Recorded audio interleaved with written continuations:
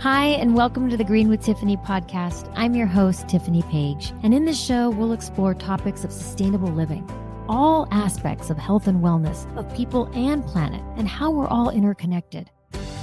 Join us on this journey to live better and more sustainably by improving our health, our families, and the world with the choices that we make.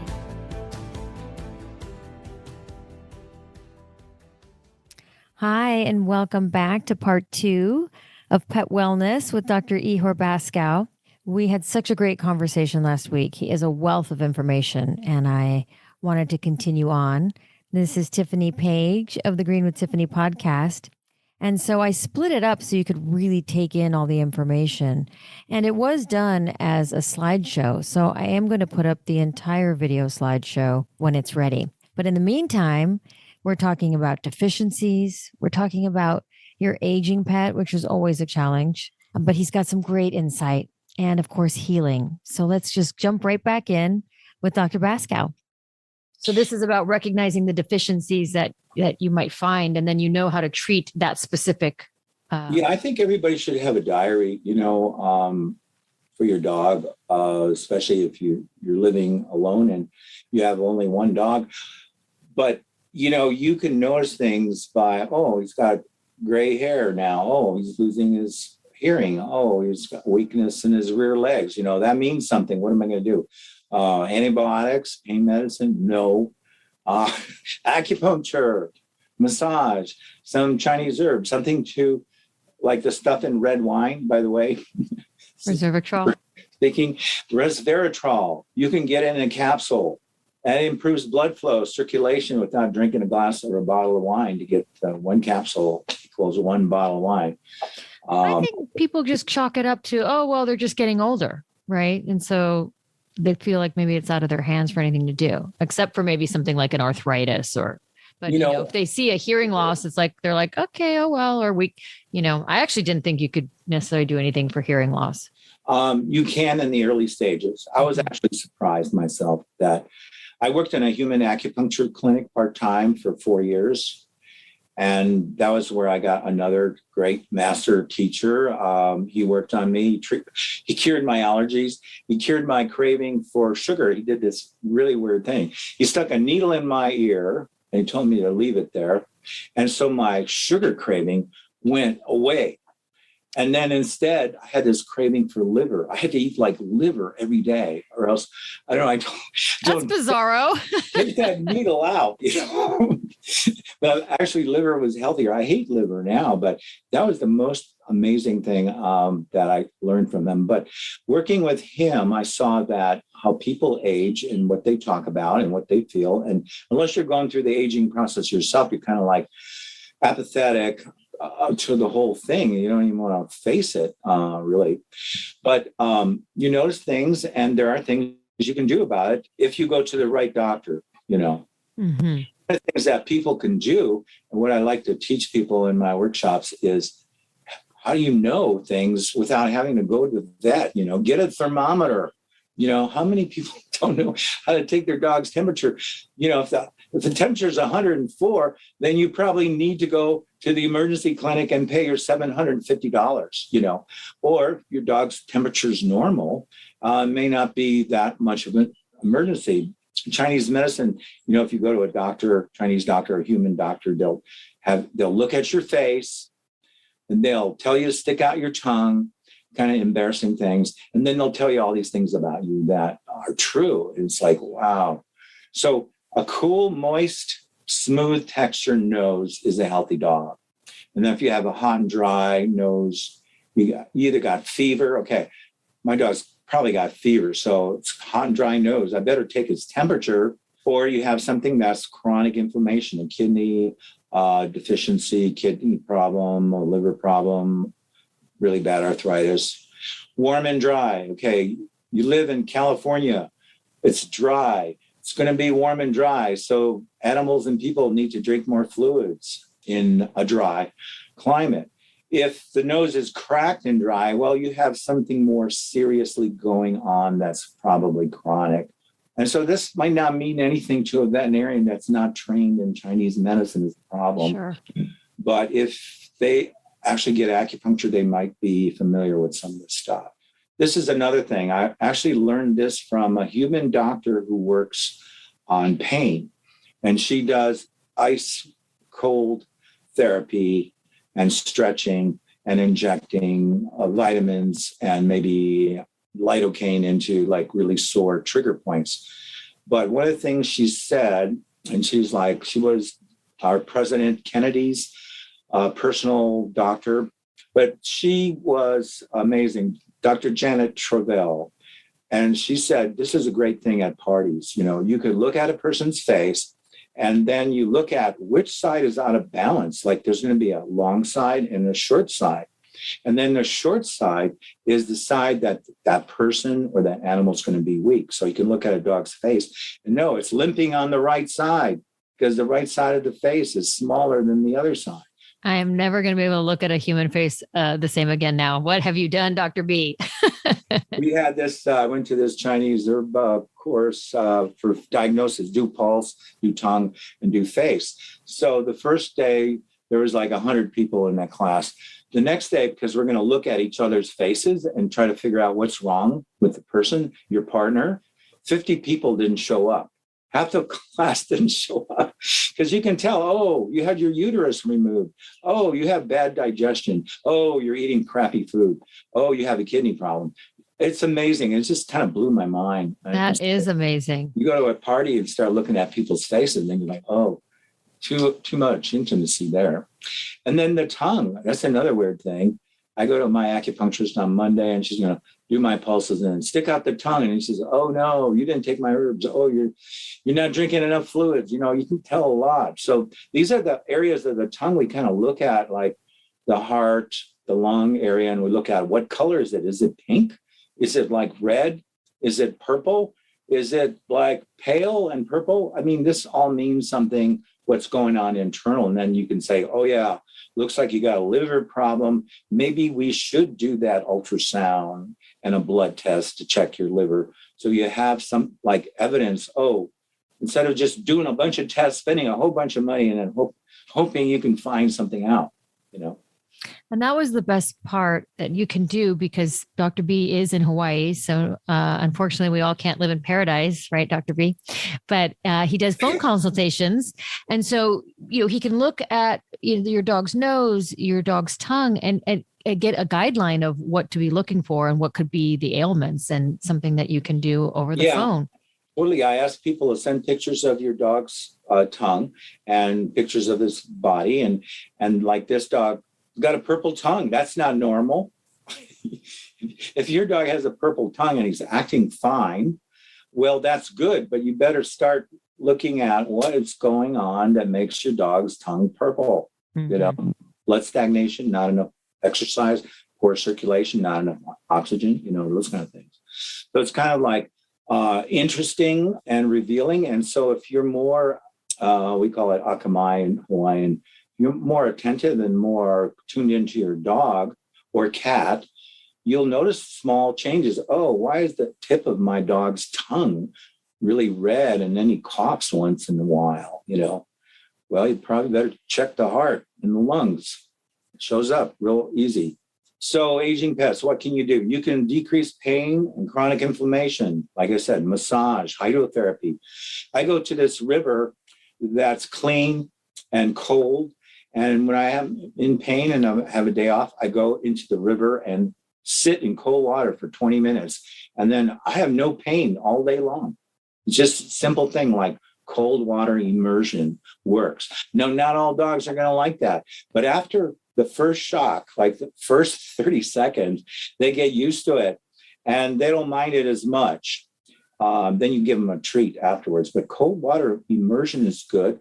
Some dogs do better with warm water, depending, usually arthritis, that's chronic. Acupuncture, and then you have things like omega-3, fish oil, anti-inflammatory, CBD oil, anti-inflammatory, calming, turmeric, boswellia, frankincense, antioxidants. These are all healthy things, no side effects, no drugs that will help your dog if they're in pain and they have some chronic issue going on.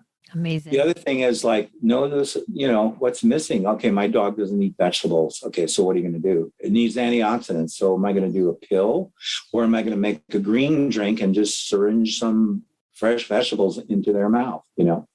My dog's got a heart problem. Oh, well, they put my dog on all these heart drugs. Don't they do any good?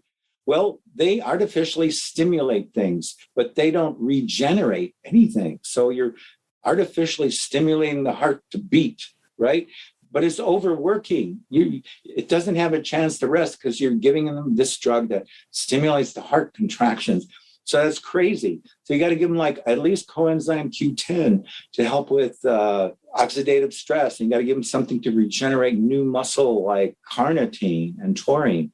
So that's kind of like feedback you need to get from your veterinarian.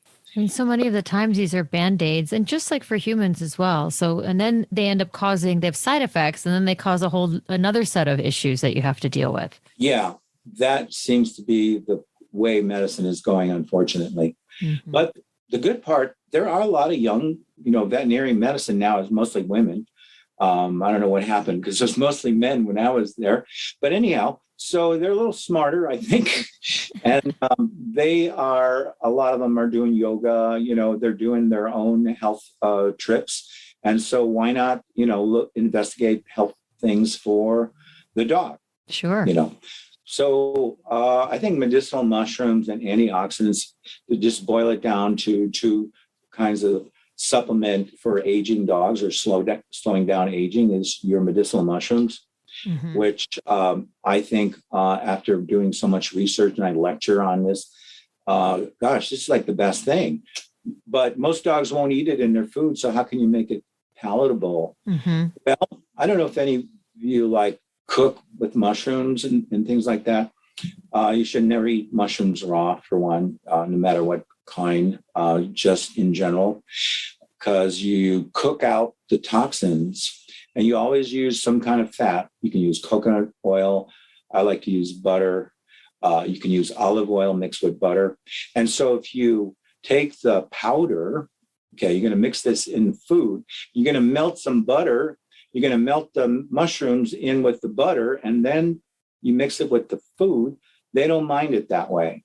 Okay. If you take the powdered mushrooms and mix it in their food, they're going to walk away. So the mushrooms that I use for aging, reishi mushroom, the mushroom of immortality. If you want to live forever and you have a good pension plan, you definitely take reishi for one, for everything, cancer, heart, immune system, brain, dementia, lion's mane, shiitake mushroom is great for incontinence, urinary incontinence, liver problems, maitake, liver, cancer, and your cordyceps for cancer, liver, kidney, heart, immune system.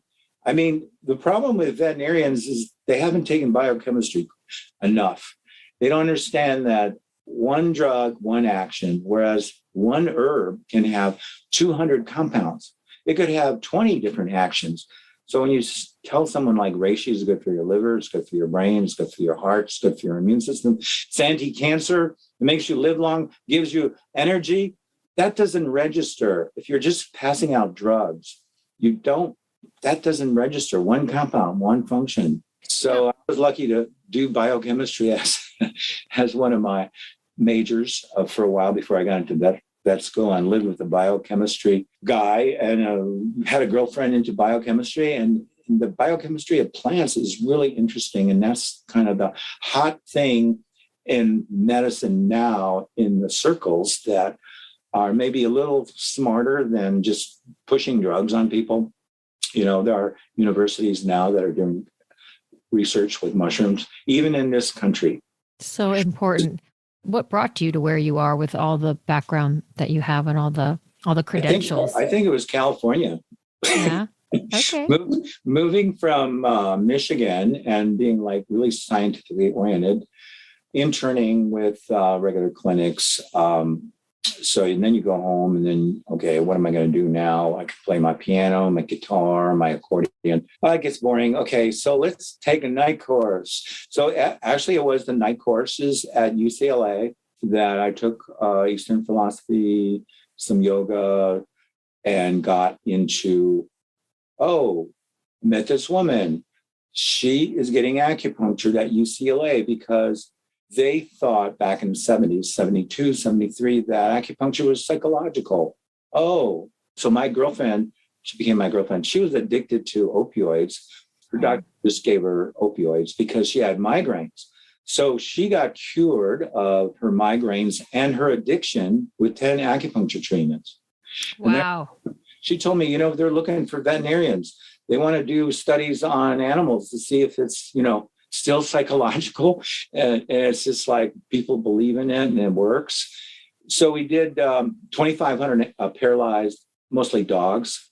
And these were people's dogs. We didn't go paralyzed animals and on purpose and do it.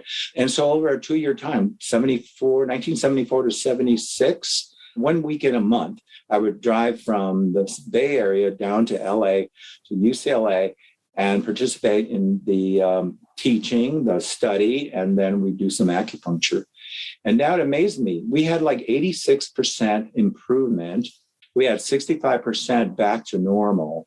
And that was amazing to me. And that's kind of what got me into this whole thing. Those teachers, we had Chinese, we had Korean guys, and they said, you think acupuncture is really powerful? You should try Chinese herbs. They're 10 times more powerful than acupuncture. And that just stuck with me. And it's where am I going to learn Chinese herbs? They're not even legal in California right now. So moved to San Francisco, hang out there, take all the workshops in San Francisco. And I learning human acupuncture, learning human herbal medicine first, that, wow, this can be a great thing for animals. So that's kind of what got me into it. So incredible. Well, my friend actually texted me back while we're speaking, and it's a Chihuahua pit, the one that lost its mobility. I don't know if that has anything to do with you were asking what type of breed it was. Weak spine. Weak spine. Mm-hmm. Yeah, they're going to need to put them on joint collagen type of program with omega-3 fish oil and DHA to improve spinal nerve function, spinal bone, vertebrae function. Probably Chihuahuas don't like water, neither do pits. So swimming is probably not there, but massaging would be a good thing. Yeah, I think she's doing that. Well, I'll let her know. Thank you. So that's how we got into the holistic side of the care, because by then you were already a veterinarian. So what made you go? I'm doing the regular stuff. I'm working at, first I ran a 24/7 emergency clinic for 3 years with 25 staff, 5 veterinarians, and after that experience, and I was doing bone surgery. I was doing all kinds of surgery. Oh my goodness. You must have seen everything. Wow.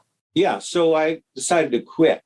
My girlfriend at that time was in psychology, and I started taking psychology courses. I quit for 6 months and went camping with 3 dogs. So me and 3 dogs, 6 months, Northern California, Oregon, Washington, Canada, read books by James Herriot. I want to practice like this guy. He's got friends for clients, so everybody knows everybody, can talk, shoot the shit, whatever, and I want a deeper relationship with the animals. So that's got me into, I came back and started doing house calls instead of going back to a clinic, and to make some extra money if some vet needed, he's going on vacation, needed some help, I would cover his practice for a while. But that's kind of what got me into this whole thing, is reading James Herriot as far as how to deal with dogs at home, and how to create an ambiance that is healing at home or in your clinic, is have it homey. Yeah. I'm glad you're doing that. And I hope more people will follow in your footsteps. A lot of holistic veterinarians are just like me. They're sick of working for a regular vet. They're taking some courses on the side, and to get a business going, the cheapest way to do it is to start a house call. Just do house calls. It's a great education. Mm-hmm. Just do house calls. What's so special about mushrooms?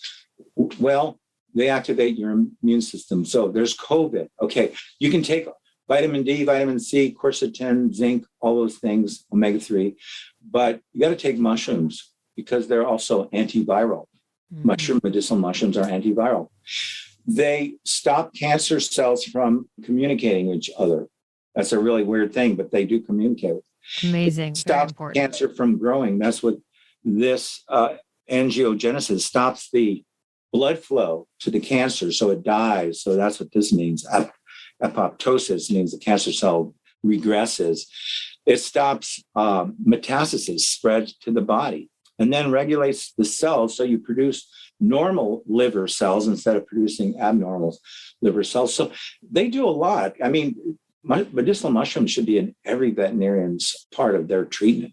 I mean, they do so many things. It is truly amazing, although I don't think they're in most most veterinarians' toolbox at all. Yeah, well, most of the vets that I knew in the beginning that got me kind of like interested in acupuncture or some of this herbal stuff, they were old guys. Most of them were old horse vets, okay? And they all had some nasty experience with conventional medicine. They had either a heart problem or cancer, and that didn't help them. Conventional medicine did not help them. And they went to a healer. They went to an acupuncturist. They went to a Chinese medicine guy, and they got healed. And then that flipped their whole way of looking at animals, and then they start studying that stuff. I mean, we went to like Switzerland and France to learn some of the acupuncture because it wasn't being taught here. And then we created 2 organizations for veterinarians to learn acupuncture, the International Veterinary Acupuncture Society and the American Veterinary Acupuncture Society. So veterinarians can go and do these courses and learn acupuncture, or they can go and learn botanical medicine. So that wasn't available then, but it is now. And I think there'll be more and more veterinarians in the field because it works, That's why. Do you find people coming to you? I mean, obviously for all different reasons, but is it that they've tried other things and it didn't work? Or is this now being looked at more as a first choice? Most people on my island know that they come to me, I'm going to make them cook or give food. And so they'll either... Well, you have to be ready to do that, right? They will not want to come here. And most of it here, because it's hot and damp, I see skin problems and old dogs that can't walk. So people come here and I do acupuncture, and old dogs that can't walk, and then old dogs that are not getting proper care. They're getting drugs. The heart problem's not getting any better. The kidney problem's not getting any better. And so they want a second opinion. So a lot of my clients come for a second opinion. Now, the people are like vegans and vegetarians and, they do yoga and they meditate and all that kind of stuff. They'll come to me first. I would have if I had found you. I actually found you through my mother's neighbor. She had a dog that I think was on all sorts of pills and skin conditions and allergies, and she was a mess. And I don't know what you gave that dog with the different foods, but she was completely cured. And she just was, she couldn't believe it. I wanted to talk about GI health because, really, if your gut, if your microbiome, if 80% of your immune system is not functioning well, you're not going to be a very healthy person. That's why they say you become what you eat. So if you eat junk food, your body's become junky. Really. I mean, so, you become what you eat, and so do your dog. So you have to have a balanced microbiome, and that gets killed with antibiotics. So if your dog's been on antibiotics, you better restore the with probiotics, or talk to someone who knows about it, because there's so many different kind of probiotics for different reasons. And so you want to eat food that helps feed the beneficial bacteria. So that's going to be your prebiotic starches. Grains are not bad. What's bad about grains is glyphosate, pesticides. You buy organic oatmeal, organic brown rice, organic pearl barley. Those are prebiotic foods that feed your beneficial bacteria. Then the beneficial bacteria break those starches down and feed the intestinal cells. The intestinal cells need food too. They don't just take your chocolate. No, your intestinal cells need short chain fatty acids, which are the chemicals that are broken down after you eat oats. If you want to lose weight, eat oatmeal, but it's got to be whole grain, organic, not, Quaker flakes, Right. it's not the same thing. And why do you lose weight? Because your bacteria are feeding off of the carbs and you're not sucking up carbs. You're breaking down fiber and feeding your intestinal tract. So nutrition, management, balance, flora, and then you're going to have optimal health. And that's really kind of like the thing. So what foods support healing? Well, you have to know what are good for your dog, and you need someone that can help you. And my book is good. There's another book that you can buy for yourself by Healing with Whole Foods. Is that specific to Humans. pets or it's humans? No, humans. Asian traditions and modern nutrition. And then Healing what food. is your book? My book is similar, actually. Fresh Food and Ancient Wisdom, Preparing Healthy and Balanced Meals for Your Dog. Now, I have another one for cats, which is an ebook. But if you're into food, that book I just mentioned, Whole Foods, I have it in my book. But, if you're going to cook for your dog or make healthy meals, you might as well start on yourself, really. And then you can understand, in more, less Chinese lingo, which I understand, but a lot of people get turned off by all these terms. But his book is really good. And the author is Paul Pitchford. Okay. And so that'll tell you all about what you need to know about your own body. So specific foods go with specific individuals. So like some people, you can't eat Mexican food. Well, that's okay. Your body's DNA is not made from Mexican food. Or you can't eat raw fish, or you can't do alcohol because you don't have the enzyme, So you have to feed the breed, the specific needs of the breed. So you have to know your breed. So if you have like a wolf dog, well, they're going to need to eat more meat than, say, a Chihuahua, which mostly eats vegetables. You can make a vegan out of a Chihuahua. You want to eat food that supports the organ that you have problems with. And you can't find that. You can get like kidney diet from your vet, but what's in there? Look at it, the ingredients. There's nothing healing in there. It's just low protein. It's you so want to tonify blood? Yeah. You have to go to someone who says, "Oh, your dog's tongue is looking pale. Maybe your dog is anemic. Let's check and do a blood test and see if it's anemia or your dog's tongue is pale because your dog's heart's not pumping right. Energy's weak. So there's food for everything that's got your problem, whether you got a problem or you're afraid of getting that problem. That's the beauty of food is like, you want to learn something useful besides cooking real good and cooking balanced meals. You ever go to a Japanese restaurant and you see, oh, look at all this food, how come they give like 9 different everythings, Well, they give 9 different everythings because you have a balance of all flavors. So you learn how to make food with different flavors, and different flavors tell you what's good for. Like bitter flavors are good for heart, blood flow, circulation. Sour foods are good for your liver. So when you get to a meal or even Chinese food, a good meal will have like 5 to 7 or 9 different dishes. Doesn't mean you eat all that. It means like if you have a liver problem, well, I think I'm going to eat more kimchi, or something more sour, So it's really a great thing to learn about food on a deeper level than just, satisfying my appetite. I have a craving for chocolate. I'm just going to eat chocolate, It is so amazing what you can do. I mean, the food definitely is thy medicine. And I hope this is helpful for people to see. I hope so, because on a lot of levels, just to calm down your crazy life, we're all busy. We're not as busy as LA, but we're busy in other ways with various things here. We all have busy lives. And it's good to take some time and make some food that's full of love for your family or for yourself, and then for your dog. And the great thing is you can eat it too. And that's one of the things about my dog food recipe book is you can eat it food too. I mean, I have proven this. I used to have roommates, these guys, they never cooked. They ate out, at McDonald's all the time. And they were my roommates for a while. And I'm making dog food and they're eating my dog's food. And I had to tell them, don't eat my dog's food. Oh, a lot of people would say your dog eats better than me, and it's kind of true. I actually made a stir fry the other night, and it took me so long to chop up everything. I mean, I think the whole process took me a whole hour and a half to make the food just because the chopping, and I'm the slowest chopper.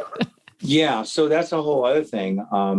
Actually, working in the kitchen in a Buddhist monastery for 2 weeks, I took a workshop, meditation and stuff. And at night, I wanted to do something extra. So, we need help in the kitchen. So, you chop vegetables with a conscious thing, meditation, like that.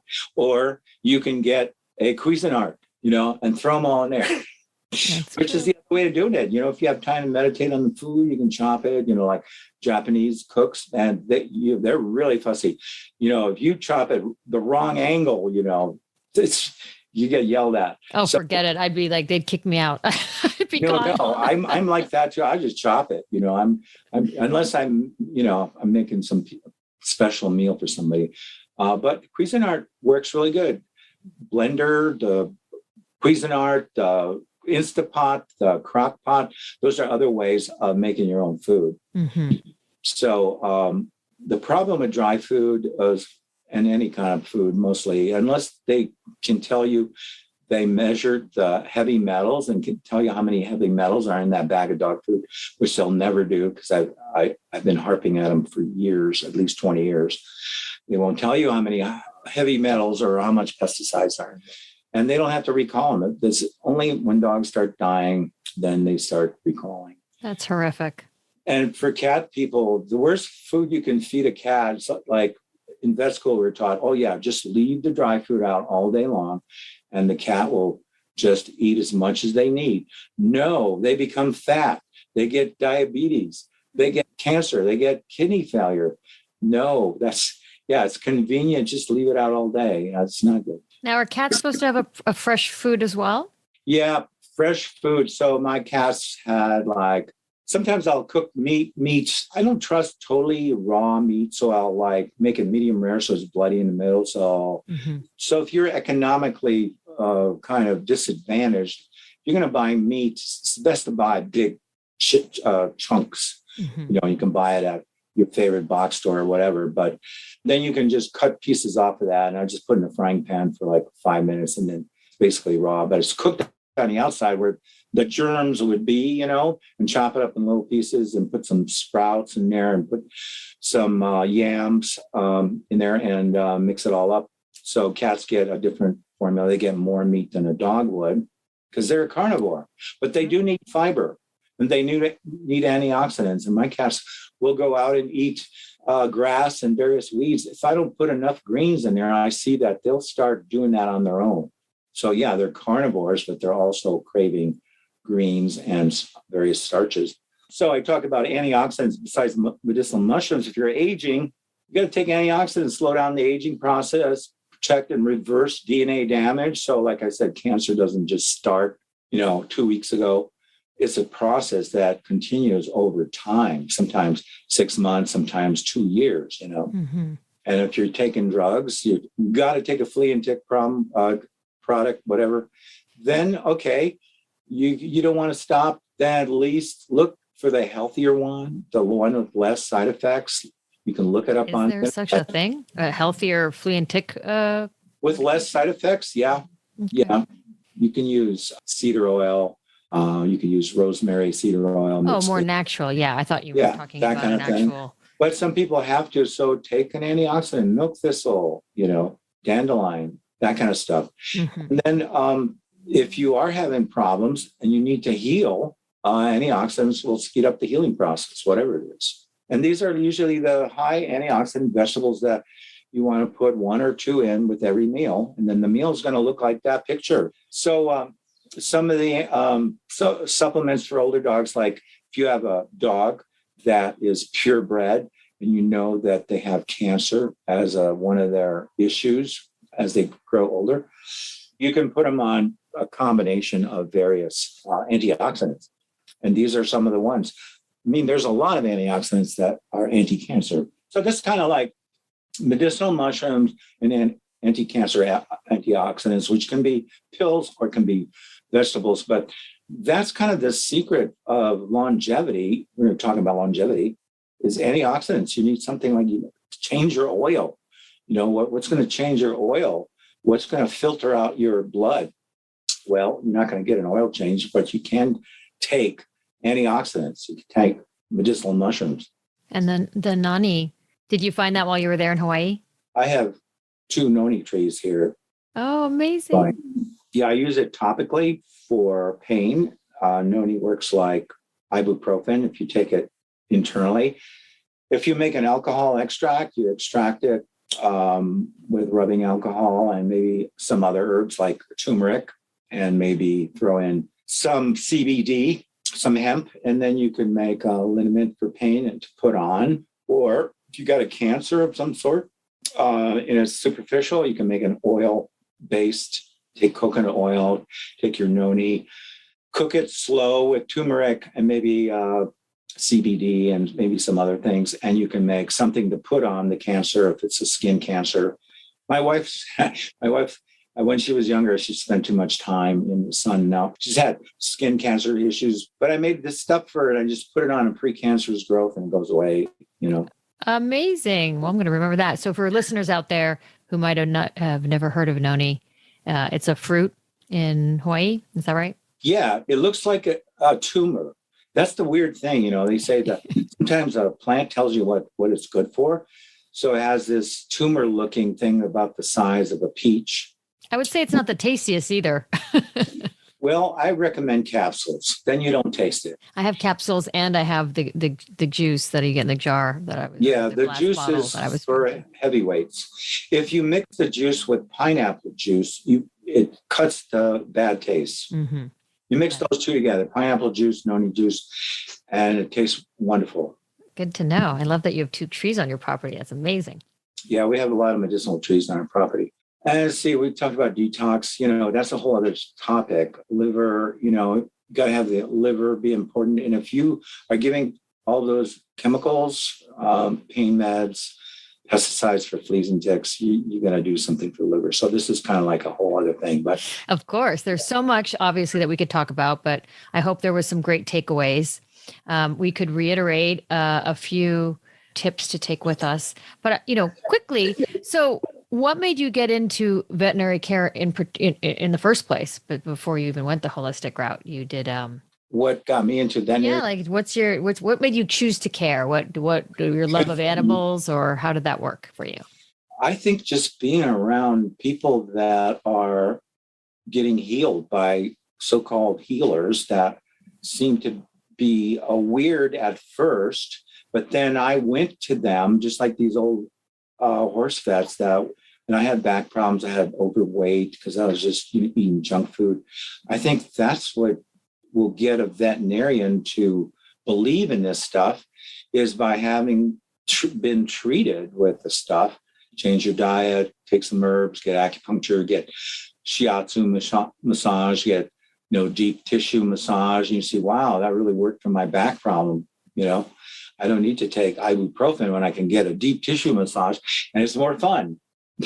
So to wrap up, I thank you for all your information. I know we probably gave you more than enough tips of things to do, but if you were to pick like 3 very crucial things that you could start with your pet now, obviously food. Obviously that's one. No dry food, no kibble. Fresh food, human grade. It's human grade because you could eat it too. Yep. Stop the pesticide stuff. Give your dogs a bath. You can use herbal shampoos that are really good, not the chemical ones. Go to health food store. You can learn to make your own shampoo, which is what I do with my clients here. You can buy my shampoo that I made, or here's the recipe. You can make your own. Some people like that. So stop the chemicals. I think if you have a dog that's 8 years old, stop the vaccines. I mean, by then, if they're not protected by then, there never will be, and they could get an autoimmune disease by getting too many vaccines. Yeah, I definitely think. And then probably the last thing is to take time to find a veterinarian that does holistic. So you can go to the American Holistic Veterinary Society, AHVMA, AHVMA.org. and you can look up a veterinarian by city or by state and interview them and see what they, do and what they know, and also their personality, if you like their personality or not. That's so good to know and so helpful for people. So I am thrilled that you were able to talk to us. If you'd like that slide presentation, I think it's like 93 slides. Has so much information that Dr. B has offered to send it to the first 10 people that sign up for the Green with Tiffany newsletter, and we can get that out to you. So that's at greenwithtiffany.com. And if you'd like to see Dr. Basko or learn more about him or go to his website, is it drb.com or drbasko.com? It's drbasko.com, drbasko.com. Yeah, so go to drbasko.com, and he's got lots of information on there all about it, more credentials than you won't believe how much studying he's done in all the different areas of pet health and wellness, and lots of information as far as writings and blogs. And then you can check out his Pets in Paradise, his radio show that's every Saturday. So tell everybody about it's on tomorrow. I think California time is noon to 1. It's 9 to 10 here. And you just go online. It's kkcr.org, kkcr.org. It's a non-commercial radio station. And I forget what I'm going to talk about tomorrow, but I'm sure it'll be informative. Well, it's so wonderful. Thank you for all that you do and for helping all the fur babies out there. We need you. We need more like you and all your expertise. And I'm so happy that you're out there sharing all your information with everybody, and how we're moving into this new place where it's becoming a little bit more common and not so like, you feed your dog human food or, Yeah, right. I know. That's so great. So I will put a lot of information in the notes. So I'll give the website, I'll give some of these other websites and books that Dr. B suggested, and take care of your fur babies. They're the best in the world. And they can be helped as they get older, and they can have a longer life than what we think their life expectancy is. So. Yeah. My favorite is working with pets, not people. I work with people with pets, and they're better than people without pets. That's so true. How many pets do you have now? 4. Okay. 4 pets. That's enough. Okay. Well, thank you. Thank you so much for your time. Okay. And thanks for listening to Green with Tiffany. Aloha. Aloha. Well, I hope you will share this. I think this is such important information, and I am so thrilled that Dr. B was able to spend so much time with us. And if you would like that slideshow, again, greenwithtiffany.com, sign up for the newsletter. We'll get that out to you. And know that Dr. B also does phone consultations. He's in Hawaii, and he can set up a Zoom type of call with you. And then you can, send in the information beforehand of what your ailment is that you'd like to see him for, pictures of or video of your dog's tongue and nose. And he is amazingly helpful. So we're so happy that we have him. So thanks for listening, and we'll see you next time on Green with Tiffany. Thanks for watching. Thank you so much for listening. I hope you enjoyed the show. Please rate, review, subscribe, and share on Apple Podcasts. It would mean the world to me. You can find me at greenwithtiffany.com and on Instagram. Till next time, choose to care.